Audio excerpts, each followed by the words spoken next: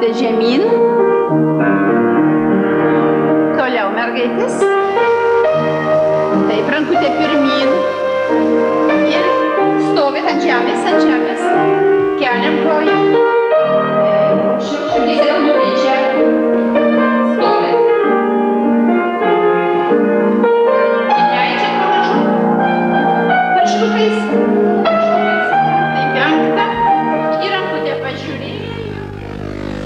1942 metais Kauno jaunimo teatre įvyko labai įdomus spektaklis.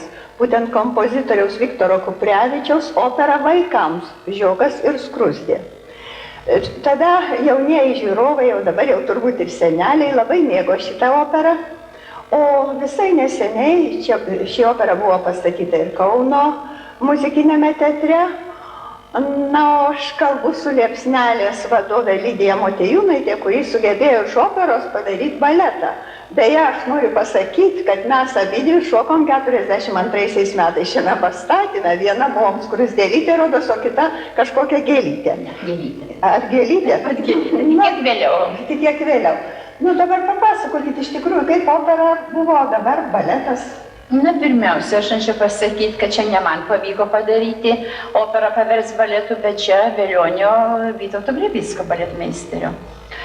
Jūs teisingai sakot, kad jis buvo labai lankomas tas spektaklis, visiems labai patikdavo. Taip pat, aišku, ir man. Ir man jau seniai kilo noras pastatyti tokį spektaklį, galvoju, turėti savo repertuarę tokį spektakliuką vaikams.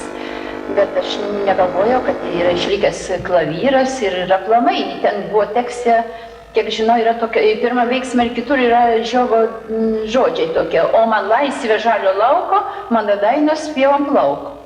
Ir dėl šitų žodžių cenzūrą nepraleido tada, tais laikais. Na ir paskui, kada aš išgirdau, kad Kauno muzikinėme teatre pastatyta opera, aš be galo apsidžiaugiau, kad atsirado ir klavyras Isakas. Nuvažiavau į Kauną, pasižiūrėjau tą spektaklį, ten irgi statė baletmeisteris Glebickas. Mes statė kaip opera. Na, žinoma, vyriausi atlikėjai, bendrai visi atlikėjai, tai buvo suaugę, subrendę žmonės, skruzdytės taip pat vaidino, taip didelės ir gabaritai ten įvairūs buvo, žinoma, kostiumukai buvo ne visai pritaikyti prie to. Ir vyriausiai veikė, žodžiu, ten buvo atlikėjai operos, muzikinio teatro aktoriai.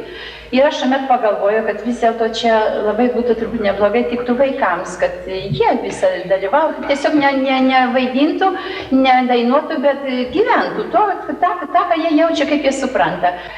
Ir jūs norėtume žinoti tą turinuką. Turinį, keliais žodžiais. Keliais žodžiais. Nu, žodžiu, Žiogelis, tinginukas, linksmas muzikantas, kuris tik tai labai gražiai groja smuiku, dainuoja ir šoka.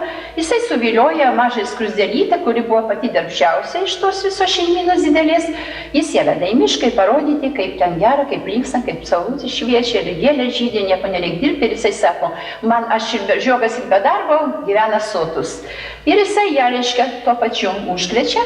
Na ir paskui, kas iš to išėjo, jau mato žiūrovai pačiam pabaigoj, pradžioj jiems labai gerą linksmą, o paskui, kada žiema užėjo, vargšų Žiogui sunkios dienos prasidėjo.